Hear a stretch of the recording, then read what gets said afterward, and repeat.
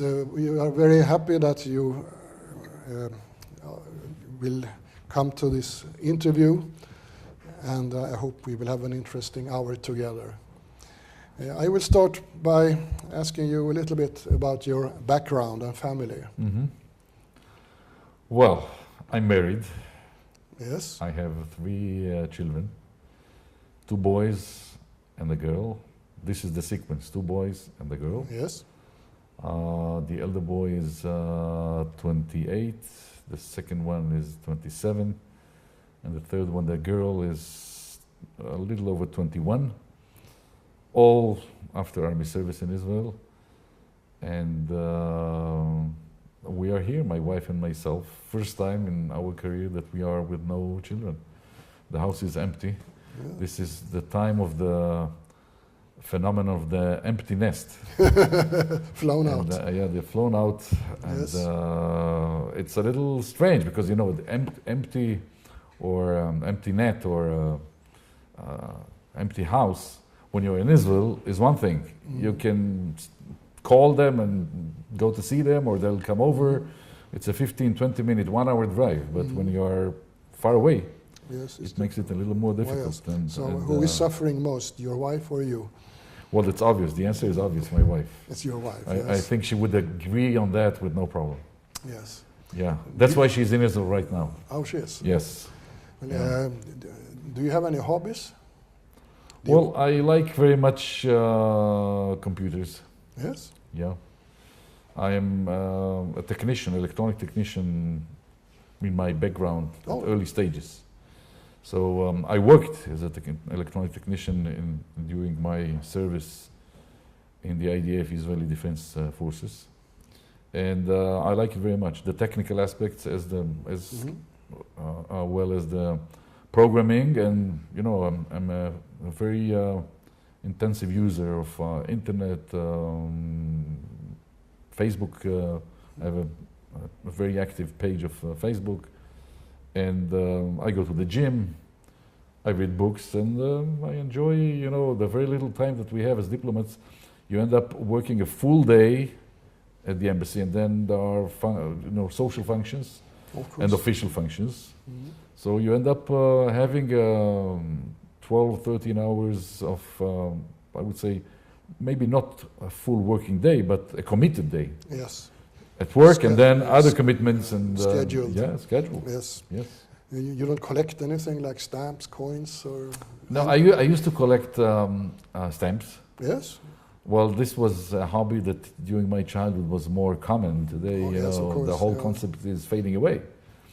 I transferred everything to my son, the second one. He loved it, and he did it for a while, and he also stopped with it. Mm. So it's there stored somewhere, but Yes. No, I'm not collecting No, anything. I am a big stamp collector, Oh, and I that's- had a that's- fairly nice Israeli collection. And when Yeah. I was in Israel 30 years ago, I sold it. Okay. And for the money, I could build a new kitchen in my house. Oh, that's great. That's a wise decision. Yes. Today, I don't know if the value of stamp collections is getting higher or decreasing. It's both ways. More common material Yeah. is decreasing, but more special Okay. stamps, rare stamps, and postal history material is increasing all the time. Anyway, I have something stored. Maybe, you know, Yes. when the time comes, when I Yes. retire, I'll put some order Yeah. into this. Another collecting area that is interesting is magnifying glasses. Oh, I don't know if really? you know, but the Swedish Under General Secretary, United Nations, Jan Jan Eliasson, Eliasson. he Yeah. collects magnifying glasses. Wow, So if you meet him, bring Israeli magnifying that's a glasses. good tip.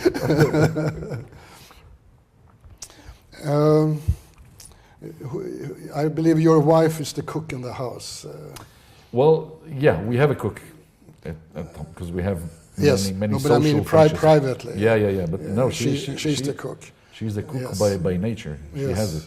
Yeah, But it's funny, you know, when we met, she's a daughter of a diplomat as well. Uh-huh. And when I met her, her parents were stationed overseas. They were not in Israel. Well, after we dated for a while, we went to visit them.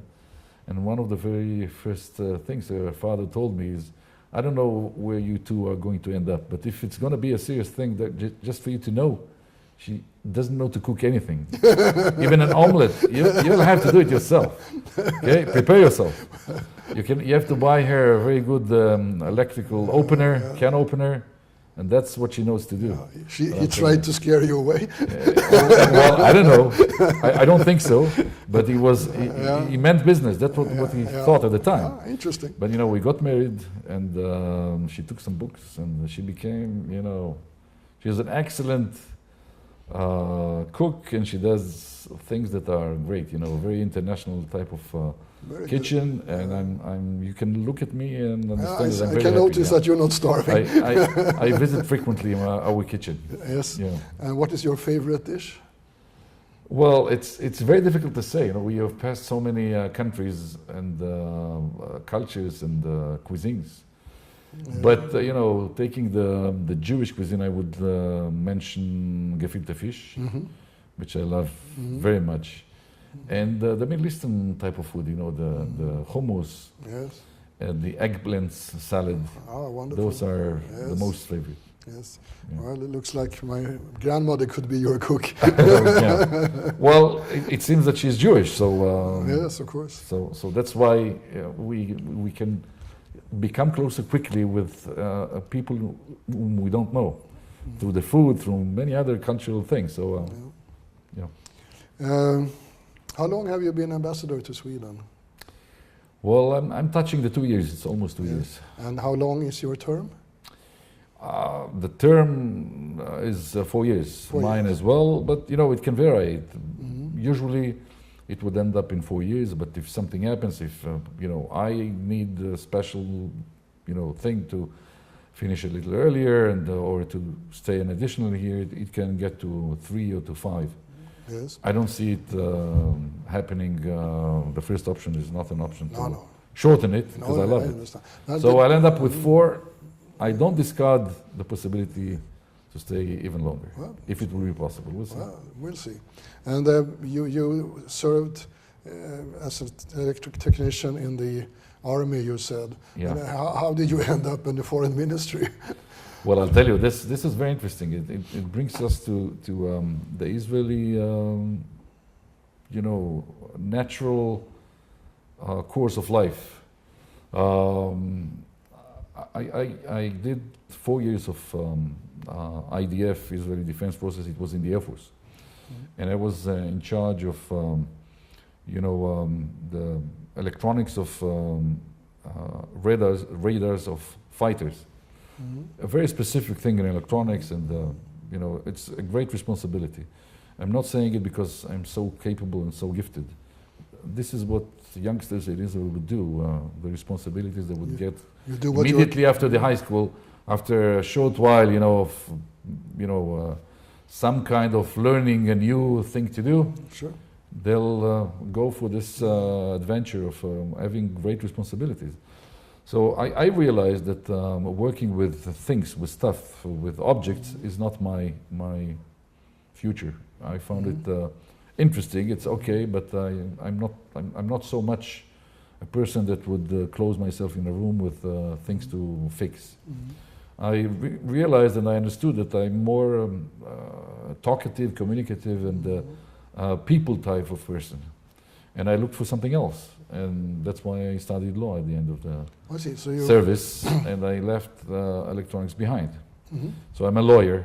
I'm an Israeli lawyer. I worked for a short while as a lawyer, and I realized this is also very complicated because, as a lawyer in today's world, you become an expert in a very narrow field of law, and you end up being a technician in the same thing, or repeating the same thing. Your expertise become very specific, and that's how you gain your clientele, the people that would come to ask your services. Yeah.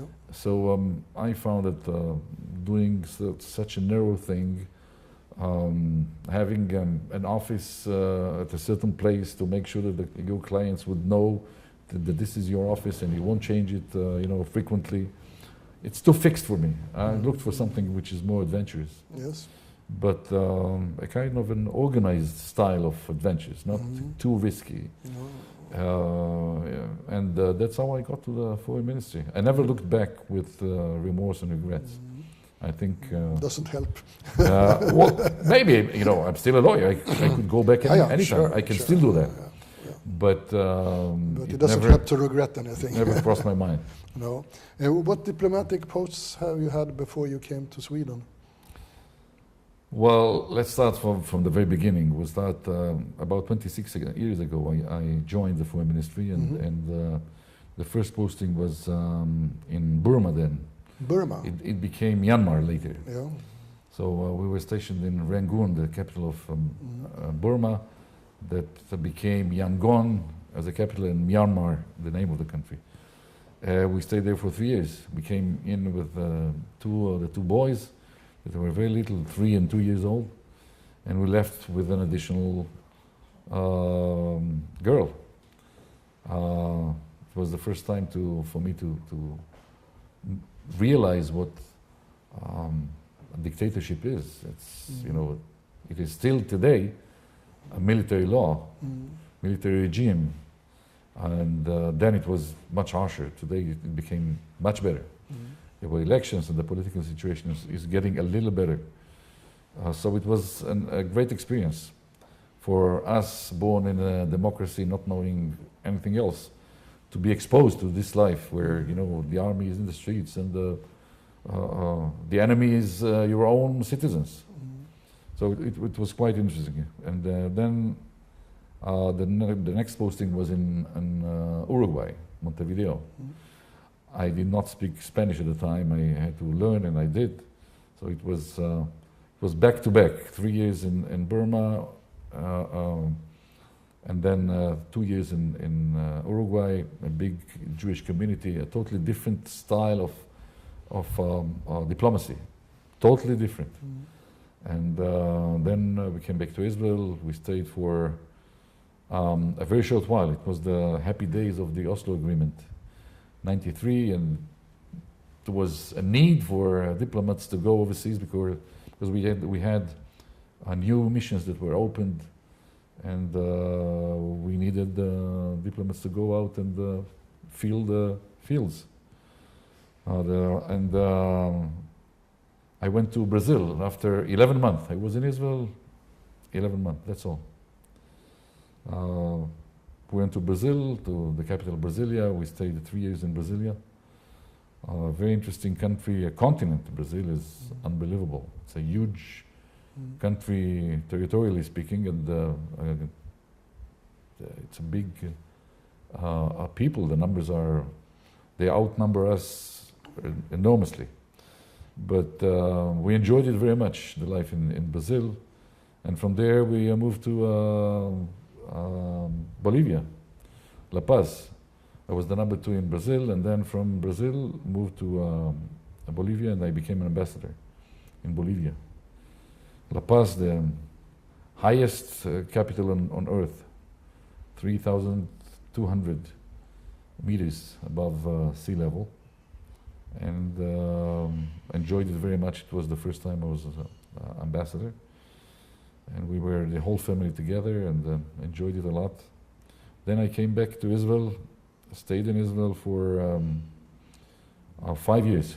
I was the director of South America Division in the Ministry of Foreign Affairs, and an additional posting I had, because it was 5 years staying in Israel, it's a long time. I also I became the director of the South American Division in the Foreign Ministry. I was in charge of our relations with all the southern part of the continent, Brazil, Colombia, Argentina, all the rest, Chile, Peru. And then I left again to Guatemala. I became ambassador in Guatemala, Central America, and stayed there for 3 years. And after 3 years, I came back 2009 to Israel, stayed in Israel for 3 years, in which I worked as the chief of policy staff to the Minister of Foreign Affairs, Lieberman. There worked closely with him, went with him to all his trips and prepared the trips, and very interesting job. Hectic, it's a 24/7 type of thing, but very rewarding. Mm. So, and then after 3 years in Israel, I came here to Sweden 2 years ago. And it's the first time that I'm posted in a country in which I can take a direct flight, and I don't have to spend 24 hours on the way, No. up and down. No jet lag. This is very important for us because, as I mentioned, we are here only my wife and myself. Yeah. The nest is empty, and we go to see the birds in Israel, taking the direct flight, which is much easier to do from Sweden than from Latin American countries. Of course. Do you find your role as an Israeli ambassador in Sweden different from the other ambassadors in Sweden? Yes. Well, theoretically speaking, I've never been ambassador of any other country, but if I can look at it from the outside and analyze it, well, I think we have a set of things that others do not. First of all, we are tiny embassies, very tiny. Politically speaking, we are only two diplomats that cover the political aspects here in Sweden. And this is what we have in other embassies, be it Finland as a neighboring country, or Norway, or, well, Germany is a little bigger, but not so much. Mm-hmm. So we are very few diplomats that cover a lot of work. So this is, within itself, very intensive. Now, on top of it, I think we have some things that no other ambassadors of other countries have. We have to deal with anti-Semitism. Mm-hmm. We have Jewish communities, and we bless the Jewish communities and their activities. This gives you an additional work, and all the functions and all the holidays and all the celebrations, and a lot of additional aspects of work that come on top of the usual things that any diplomat would do. And we have, again, the Middle Eastern delicate situation, which brings us to approach the authorities, and not only here in Sweden, but worldwide, with different requests for voting with us in such occasions, and there are problems here and there. From here, I'm going to the Foreign Ministry to do something more or less of this type. Mm-hmm. And this happens quite often. Yeah. So I think that those are elements that are not so much frequent in the work of other ambassadors. No, I understand. Very typical to Israeli ambassadors. Yeah. Are there any other Jewish ambassadors in Stockholm that you know of? No, I don't know of any other. No, there was a few years ago the Canadian ambassador, Lawrence Friedlander. Yeah, I've heard, but I don't think that today we have. No. Well, there are some ambassadors that I don't know, but I assume that they would have no Jewish ambassador, like Saudi Arabia and others. No, of course they don't want to have any ties with us. So I cannot tell you if they have a Jewish ambassador or not. But I would assume that they don't. Yeah, unfortunately, I do too. Are you being neglected or mobbed by other ambassadors in Stockholm? No. I think that Israel is very much respected. Yeah, but don't you meet ambassadors from Saudi Arabia and the other Arab countries? Well, do they avoid you, or do they talk to you? There are those that would avoid, yes, no doubt. There are. And there are others that are, more officially friendly. Okay, they would say hello, they would shake your hand, but then that's it. But you count your fingers afterwards, yeah. we used to say. Mainly theirs, to see if all fingers are in place. Yes. But, for instance, with there isn't a Jordanian ambassador here, but there's an Egyptian. Mm-hmm. And we are, very much okay with one another. Yeah. He couldn't make it, but the number two from his embassy came to our National Day reception, which shows a degree of, cooperation, good ties, yeah. Bilaterally speaking, and with the country with which we have diplomatic ties, Jordan and Egypt, it's very good. With the others, most of the others, it's much less. Yeah. Now I am Jewish, as you know, but Yeah. I became very good friend with the ambassador from Libya Okay. before the Okay. the revolt. No, I'm sure that you know, personally, some of them are, you know, a very great level and capabilities and properties, but there's no way to discover it. No. Oh, look, let's talk a little bit about Israel. What's the size of Israel geographically, and how many people live in Israel? Well, the size of Israel geographically, you know, if I'll give you the figure, it will mean nothing. Yes, it will. It's 21,000 square kilometers in the 1967 borders. I'm not talking about you know, Gaza and No. Judea and Samaria. But you know, to translate it into Jewish, Swedish dimensions, Sweden is think 20 times larger. 20, almost 22. Yeah, I would say 400 that Israel is more or less 2/3 of Dalarna. Yes, not very big. That's what it is. Yeah. No, Sweden is 450,000 Yeah. kilometers to Which is comparison. 22 times larger. Yeah. Yeah. And how many people today? Today, the population is 8.2 million, Oh, it's which almost is like not so much far from very the close. Swedish no, one. because in my young days it was 3-4 million, Yeah, and so on. our birth rate is higher, Yes. and that's why we got to larger numbers. At this stage, we also had immigrants. many immigrants. Yes. We still have, Yeah. but And they are very the productive. pace is a little slower. Yeah, but they are very productive, the immigrants. Yes, they are. We don't complain. How does Israel get its fresh water out in the desert? Well, we transfer from where we have water to places where we don't have. This started in the early 60s. You know, the Sea of Galilee is a provider of water to the southern part of Israel. But since then, you know, the demand is higher.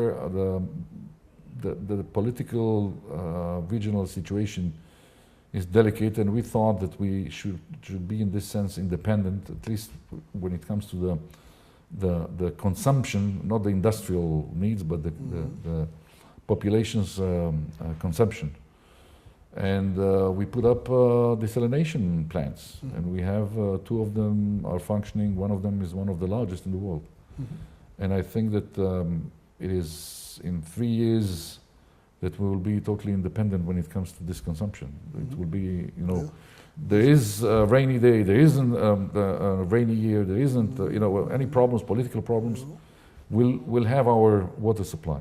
It costs a little more, it's a little more complicated, but, you know, this is where we live, and we thought that this is something we have to cover for a rainy day. Yes. Now, in the 70s and 80s, the River Jordan was a hot issue because you wanted to use the water, and people downstream were not happy about it. That's true.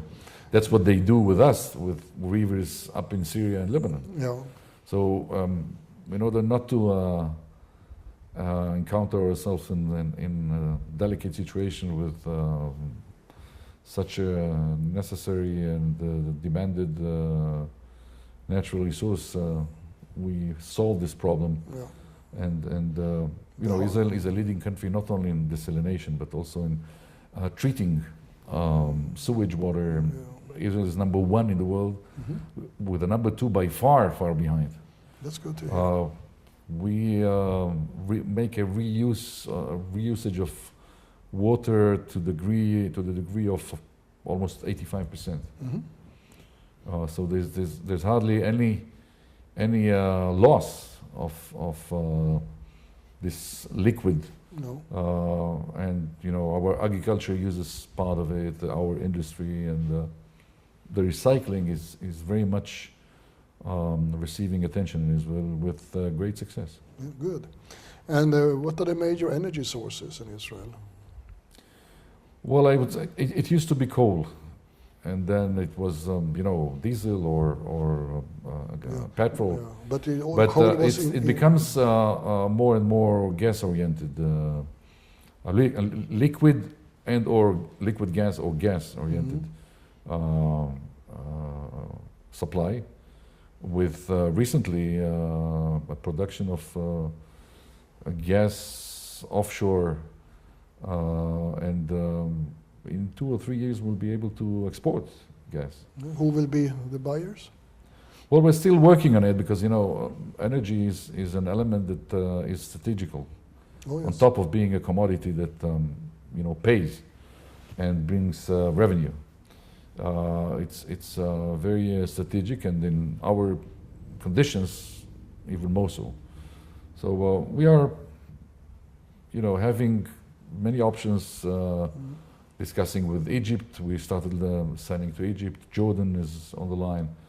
We have Turkey and others that are considering the... Yeah. Are you talking about exporting LNG or pipeline? It's for the time being, it's not going to be LNG. A plant of LNG, to put such a plant is enormously costly.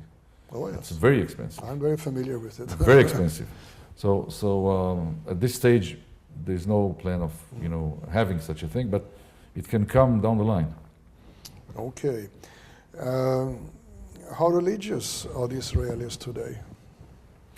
Well, it depends on which elements you will focus. In general, in general, it's very difficult to be general because there are sectors. It's very sectorial.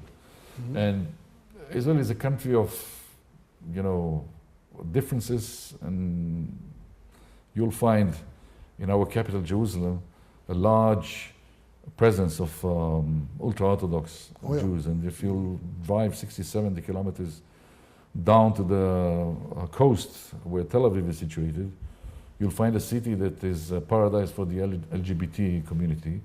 And it's a 24/7 city with restaurants open, and you have many Swedes that go straight to Tel Aviv to enjoy the open life of Tel Aviv. So I can't give a general answer. We have very atheist element in the population that is not secular at all in certain places, and we have very orthodox elements in other places. So it's very mixed. Okay. And on top of it, we have other minorities that within ourselves, we have those that are very religious and those that are very secular. And we have, as an addition, we have minorities that are of a totally different religion. Why is it so that Nobel laureates are unproportionally more Jewish than other people? Well, first of all, I'll tell you about Israel. Israel has won 12 Nobel laureates we have, of which 8 only in this century, since the year 2000. I think we're doing great. It's a young state, young country with a very good academy and sciences that bring such unbelievable results. In 13 years, to have 8 Nobel laureates, I think it's exceptional. One per million inhabitants. Yeah, and it's quite frequent on top of it. Now, why Jews? Well, I can imagine it has to do with the nature of the Jewish education.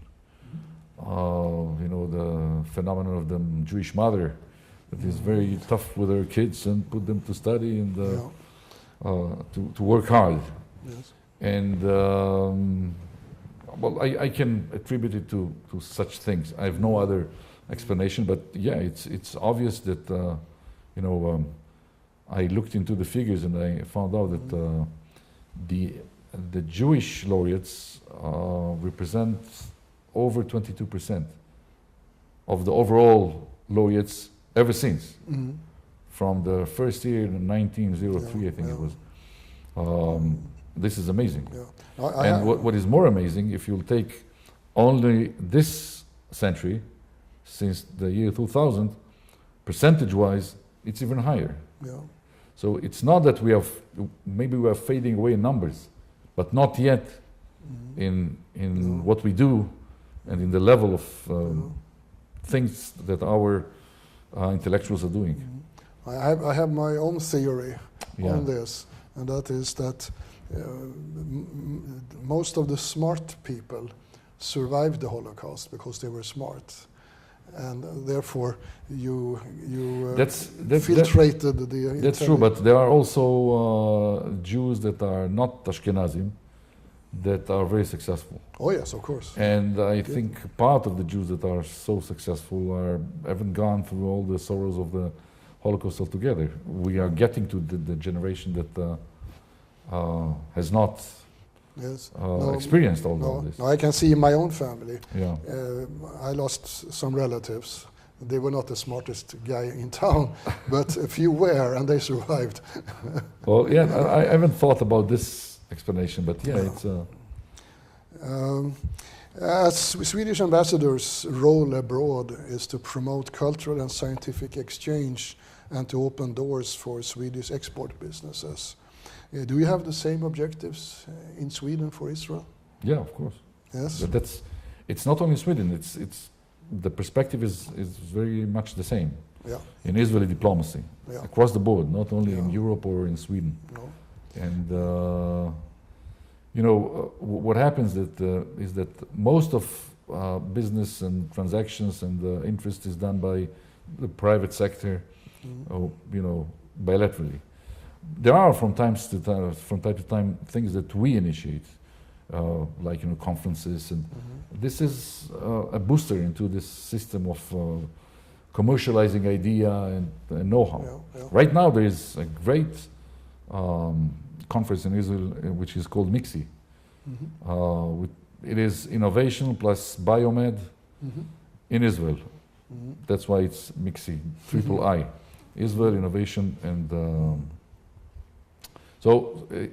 and the Swedish delegation, there are 5 groups of different, from different places in Sweden that went to this conference. Yeah. And as far as I know right now, this is the largest presence from all European countries. Oh, interesting. You won't compete, you can't compete with the Chinese that came in with like 400. But when you look into the European presence, the largest delegation is from Sweden. Very nice. What kind of picture of Israel do you want to promote in Sweden? Anything that would be far from the conflict. I think that we are treated wrongly, unjustly when the focus is only on the conflict. Israel is so much beyond the conflict. In fact, the amazing thing is what Israel is despite the conflict. Yeah. It's amazing. I think it is a story of success which is unbelievable given the circumstances. And we live a very intensive life in a place, in a region which is not easy. No. As I mentioned, I had 2 kids in the army at the same time. This is the situation with most of us. But we still have to run normal life and to do like it is the custom, anything that is done anywhere else. Yeah. And it's done with great success. We are a nation amongst the nations, with statistically speaking, some things that are high on the international standards, like take the innovation. Israel is a leading country in innovation. The investment in innovation and research and development in Israel is the highest in the world. The government is involved in it, the private sector, and there are great results. Israel is the highest producer of startups in the world. We have our business community represented in the stock market in New York, more than any country in Europe. And in fact, it's astonishing, but we are more present there than all the European Union countries combined. So I think it's just, those are things and the criteria that speak for the success of the State of Israel. Yes. And unfortunately, as an ambassador, I have sometimes to discuss how successful we are, the story of success, because with the media time that I get, it's a very short media time, and when I do get it, unlike in this great opportunity, I'm asked about the conflict. So there isn't a chance for me to bring the other aspects. So this is what we are and what we do, and I think it's great when you think of what we had to go through in only 66 years of existence. Yes, of course. When you promote Israel as a tourist paradise, what do you primarily emphasize? Well, I think that the first and foremost, and as we speak, it becomes more so, the Holy Land. Right now, the Pope is visiting Israel. Mm-hmm. Yeah, there's a visit of Is that the Pope. first time a Pope is visiting? No, it's the, I think, third time. Mm-hmm. Yeah, and it's the first time for the present Pope. Yeah.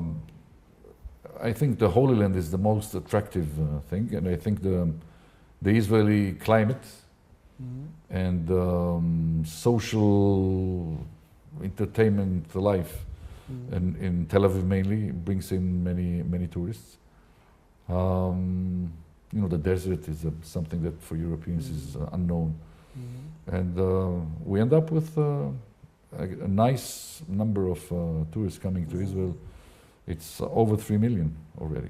Tourists. It's less than in Sweden, but in Sweden you have a large element of tourists that are coming in from neighboring countries. We don't have this altogether. No. We're talking about Not yet. flying in or coming with cruises or stuff like that. But mainly it is flying in. Yeah. And it's amazing to have 3 million tourists flying into Israel with no tourism that is land tourism. No. We don't have land tourism. No. What is your most interesting experience being an ambassador to Sweden? What has surprised you the most coming to Sweden? Well, I don't know if it surprised me, but it was a pleasant discovery. I would define it as a discovery. Before coming in, the image that Sweden has in Israel, when it comes to the treatment we get from Sweden, it is mainly based on how Sweden looks at the conflict. And we know that in Sweden we get a lot of criticism. This is what the average Israel would think, that Sweden is very critical to Israel, and they don't understand our difficulties, and they don't realize what terrorism is, and how it is to live with such hatred and people that are, getting to you just to kill you. There's no even a minor, sincere, authentic trial to be peaceful. This is what we feel as a result of reality, and in Sweden and other countries, it's not only Sweden, the perception is so different. So Israelis would have a negative image of Sweden as well. Mainly the treatment we get in Sweden. But it's only the politicians. Yes. No. Then you have the Swedish people in Israel. Yeah, I know. That's my surprise. My surprise is that the discovery I had is that when you live here and you get these contacts that I have, you'll come across of many people that are very balanced and very much understand the situation we are in, and that it is true that there is a problem of Israel with its image, and not only in Sweden. But I think that in Sweden it's even harsher, even more so, given the nature of the coverage in the Swedish media. I don't know if I can explain why, but the coverage. I have some explanation. I'll offer it as what my insight, but I don't know if this covers all. I know that most of the journalists in this field of journalism, communications, newspapers, electronic media in Sweden are certain left people, 70% traditionally, and I've read research that has been done by a professor in Lund University that said that 80% of all of them vote, the center-left spectrum of the political map. Yeah, that's correct. So I don't know, maybe this brings along a kind of a treatment to Israel. And you have newspapers here that cover Israel in a terrible, nasty way. Only if it's bad news they do it. To read sometimes the coverage of Aftonbladet of Israel, it gives you the goosebumps for me as an ambassador of Israel. I can understand. But, we are guests here and we will live with what we have and try to make the best out of it. Yes. We have good contacts in the media as well. But the media is doing an independent work. The possibility we have to influence is very minor. Yes. We can't even invite journalists to come to Israel because in most cases they don't come. The Swedish culture in this sense is we don't go to places where they cover our visit because then we become biased. Yeah. Well, it's not an Israeli problem. Yeah. I was Secretary General I know. for a international climate conference, Yeah. which was a first skeptical conference. Yeah. And 1,600 journalists in Sweden were invited. One came and didn't write one word. So you're not alone with that problem. Let's go into politics. Okay. Jews and Arabs. Mm-hmm. And in what way are the Israeli Arabic population treated differently from the Jewish population? Well, legally speaking, they're not. They're not. They're equal. You'll find members of the parliament. There were ministers. There were deputy ministers, secretary of states. You'll find mayors. In the academia, you'll find great professors. But they're everywhere. But there are no exceptions to equal treatment. I don't think that officially, legally, there isn't. But if you'll ask me if there is some kind of discrimination, I assume there is. Yeah, but how about the military service? Do they do military service? That's what I wanted to mention. Yes. If there is, it works both ways. Mm-hmm. If you look at the Arab population, we don't oblige them legally to recruit to the army, because this would put them in a position, loyalty position. Yeah, loyalty, and so we don't do that. No. But we do offer them the possibility to be recruited, and the possibility to contribute instead of a period of army service, as a kind of a civil service for the society. Okay. In both cases, you'll find a great deal of the Arab population condemning very much those that do so, that go and serve in the army, or go and serve any other civil service that we offer.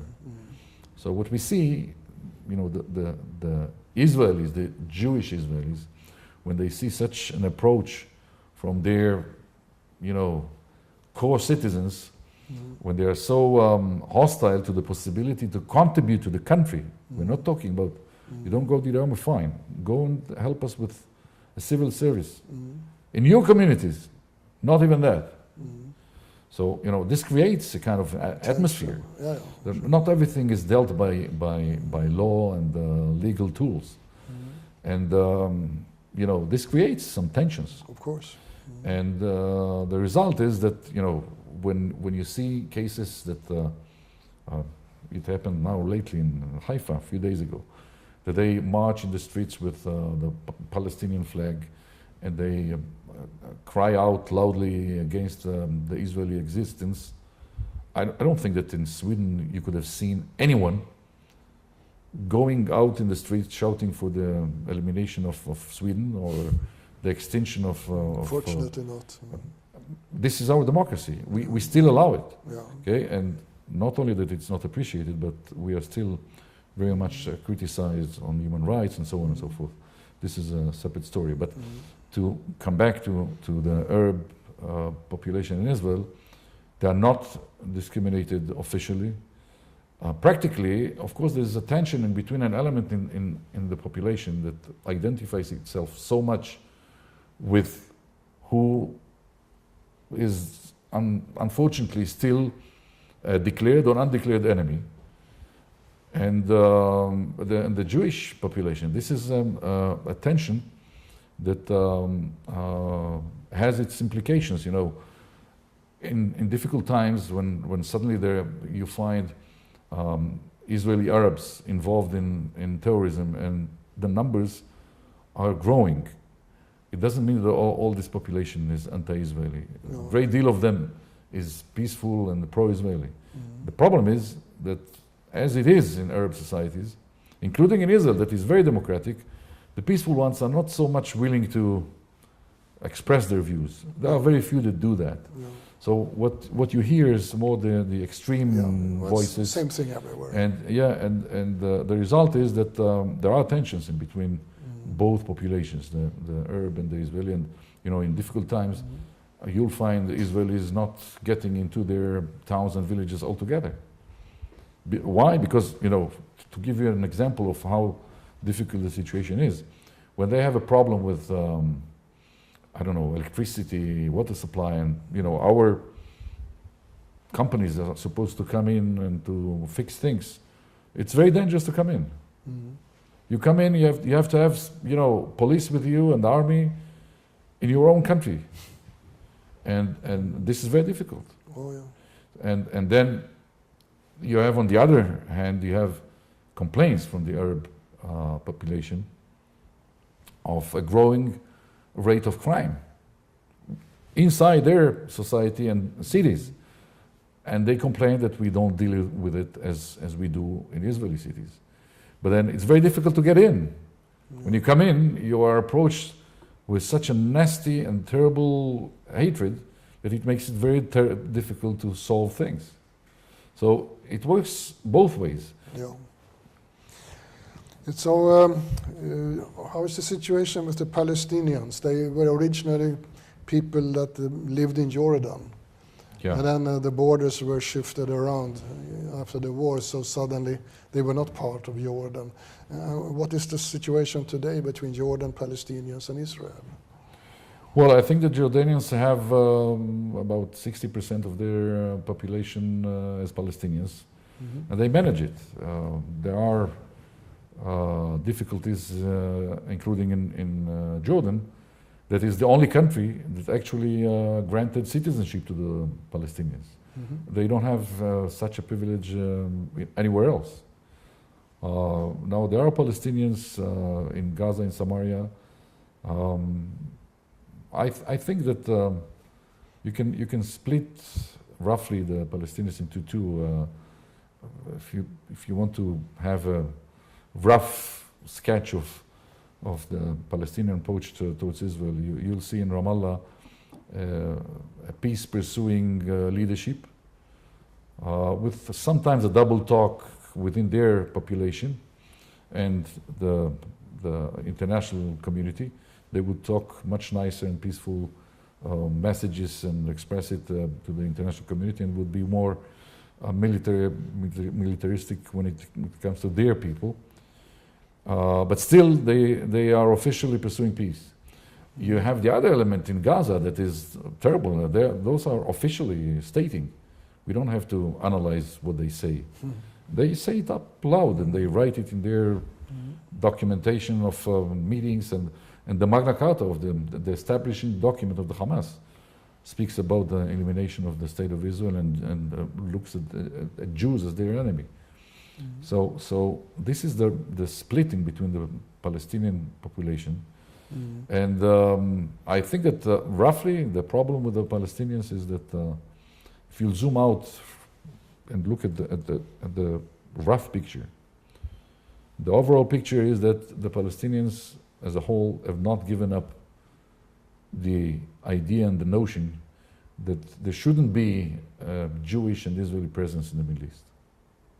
This is still too common type of approach to our presence within the Palestinian circles. And they are working on it by educating the youngsters, children, for hatred, for hatred and anti-Israeli approach, and if you look at their books, their TV, media, it's terrible, you know. At the Ramadan, the holy month of fast during the day and eating at night with the family, this is the month where all the family is watching TV programs together, having the dinner, late dinner together. Everything is anti-Semitism and anti-Israel. You will see TV series where Israeli kids and families are drinking the blood of slaughtered Christians and Muslims. Today, I'm not talking about, you know, slanders and things that happened decades ago. This is what they are brought up with. It happens in Egypt as well, with all the peace relations we have, with Jordan as well. Yes, so how is the relations with Egypt and Jordan, the official relations? Well, it's good in the sense that those are peaceful relations. There's no war, no fire, and no hostility on the ground. It doesn't necessarily mean that it's a warm peace. I think it's the contrary. The situation is tough. You know, in Jordan and in Egypt, our diplomats, they come on their own, no family, no spouses, and they can't go anywhere with no Israeli security. They don't go to the supermarket to buy their, you know, milk and whatever. The daily things that you will go to, you give a list to the local stuff, and they have to go and buy it for you. This is the way we represent Israel in those countries, with which we have peace. So you could have assumed that everything is great. No, it's not great. It's a peace with administrations, with governments. It's far from being peace in between people. Can you travel freely between Israel and Egypt and Jordan? You can, but it's not a pleasant trip to do. No. That's why Israelis do not go. But before you were not allowed to. If you had an Israeli passport, you couldn't enter the Arab countries. This was before the peace agreements. Okay, but now you can. Immediately after the peace agreements, where I was one of the very first tourists to Egypt. I was there in 1982. And there were even earlier trips, and there was no problem. Today, it's possible. Today you can go, but the numbers are no big numbers. Not big numbers. No. Is the Jewish ultra-Orthodox population a political problem in Israel today? No, it's not a political problem. It's a problem. It's a problem. The way they manage their life, the community life, becomes a problem, because the family size within the ultra-Orthodox society is big. You'll find families with 10, 12, 15, and if you have only 5 or 6 or 7, it's not enough. And if you have the parents both not going to the army, on one hand, and on the other hand not working, you end up of having a growing burden over the social welfare system in Israel, and they don't contribute with taxes, but they are consumers of welfare. So you have a middle class in Israel that supports so many and in growing numbers, and this cannot go on. That's why, you know, they realize that this cannot go on, and they realize that the army service is also something that they cannot look at it as for others to do, and they have to participate. And there are growing numbers of those that do go to the army. We also have introduced some legislation that will make it easier on them gradually to bring into the service more and more youngsters. And they are more and more participating in the labor market. They go and study professions, and they started working. And this is what we want. You can be an ultra-Orthodox, no problem. But contribute to the country and maintain yourself. We can't support so many that do not contribute to the country. Of course not. And this is being fixed right now. How is the relation with the Jews in Ukraine? Always great. Now, you know, due to the situation, we have growing numbers of Jews that are coming to live in Israel and leave Ukraine altogether. We don't push them to do so. They have the option, and when they decide to do so, they can. They could do it before this, you know, Russian-Ukrainian present situation. I guess that when times are difficult, you look for a solution, and that's why the numbers are growing. We haven't heard, you know, of terrible anti-Semitic incidents, but we know that they exist. We are informed that they do exist.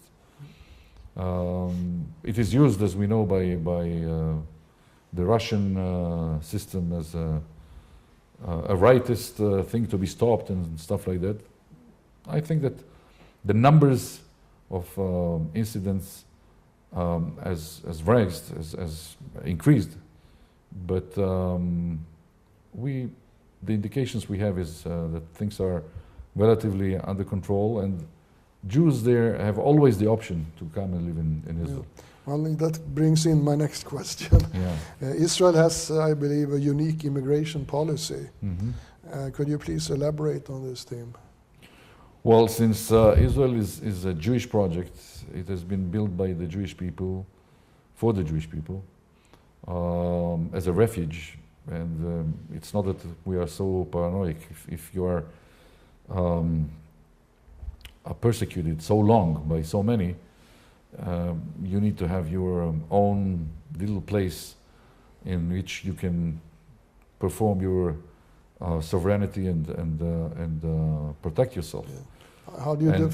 And what we did is we created this Jewish state. We respect minorities. It's democratic countries. They can live in Israel. There's no problem. But we see Israel as the Jewish state, a project that is supposed to offer refuge for Jews worldwide, so they will not find themselves again in the Holocaust situation or any other less terrible situations, but still quite horrific in the past. How do you define Jewish people? Well, it depends if you look at the religious point of view or the national. From immigration point of view. From the immigration point of view, anyone that claims that he is a Jew, or he or she had one of the parents being Jew, or one of the grandparents being a Jew. That's okay? where yeah, it gets to the grandparents. Okay. So one has not to be, the conditions are not that only Jews can come to Israel, but also those that are affiliated to Judaism through their parents or their grandparents can come and live in Israel, because we know what happened in past times. Those that were identified as Jews because their parents were, or one of their parents, or one of their grandparents, were not asked whether they practice Judaism or whether they are religious or not. They were treated as Jews. That's why our system follows the same pattern. Mm. Well, if you don't have many minutes left, unfortunately, but to round off a little bit Israel-Sweden relations, yeah. Very shortly, which business areas are developing most quickly? Well, I think it's the programming, high tech, and heavy industry. You know, Volvo, Scania, the industries that are so famous in Sweden and worldwide are very active in Israel. Ericsson, for instance. Ericsson is a leading company in all the infrastructure of telecommunications in Israel and in the Palestinian Authority. Yes. Some years ago, if a Swedish company sold equipment to the Arab countries, not to Israel, the Arab countries blacklisted those Swedish companies. Is that still the case? No, it's all gone. Those days are over. Okay, that sounds good. Yeah. And what is the most exciting things developing right now, as to finalize? Well, we have in more or less 2 weeks' time, we're going to have a visit of the Israeli speaker of the Knesset, of the Israeli parliament, and this is a very important visit we're working on. We had recently a visit of the Minister of Communications in Israel. We had a visit of the chief scientist in Israel who is in charge on innovation. This is what we do, innovation and parliamentarian cooperation in Well. between both parliaments, and this is what we'll continue more or less. Well, it sounds doing. like the cooperation is very good and Yeah, friendly and it's- successful between Sweden and it's Israel. very good, and just to mention, we haven't mentioned it. We had a visit in February of the first deputy speaker of the Swedish parliament in Israel, Yeah. Susanne Eberstein. Oh, yeah. She was in Israel. Oh, very good. Okay, so things are happening. Things are moving forward. Yeah, relations Yes. are very good. From time to time, when it comes to the conflict, maybe Sweden is more critical to Israel and less balanced as we would have liked Sweden to be. But overall, I think that the benefit or the positive aspects in all this are that the conflict is treated separately than anything else by the Swedish authorities. So they realize our achievements, they acknowledge it, and they cooperate with us. Good. So a conflict is one track, and all the others is a different track. What we need is the Swedish public to be exposed to all that, and the Swedish media to reflect it. Yeah. Okay, Thank you very much. you're welcome. Thanks. It was a dramatic thing. Well, it's, Okay. it's